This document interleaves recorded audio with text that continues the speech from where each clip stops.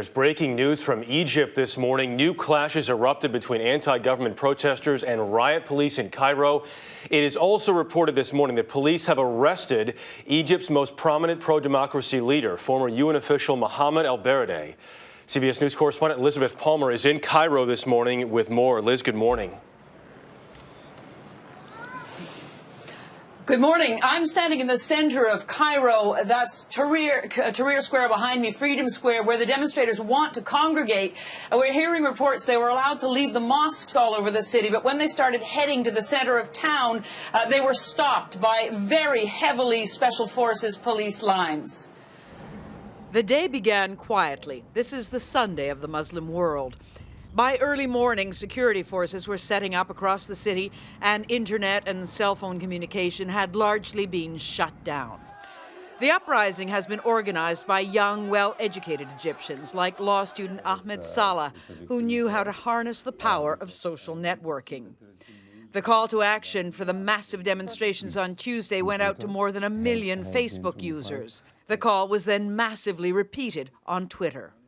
And Egypt was in more than 1 in every 200 tweets on Twitter. In the world. And all the tweets in the world. This is the result. Streets and squares filled with demonstrators demanding an end to corruption, unemployment, and the authoritarian government of Hosni Mubarak. This is Tahrir Square, Freedom Square. It's where the demonstrators hope to march to, and it's already ringed with Special Forces police.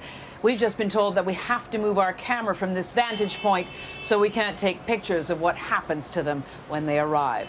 Outside Cairo, some protesters were killed, including one man in the Sinai desert, shot as he ran. Today's march looks as if it will draw more than Cairo's middle-class youth. Egypt's most famous diplomat, Nobel Prize winner Mohammed El-Baradei, is demonstrating, and so are the legions of supporters of the Muslim Brotherhood, Egypt's most powerful Islamist movement.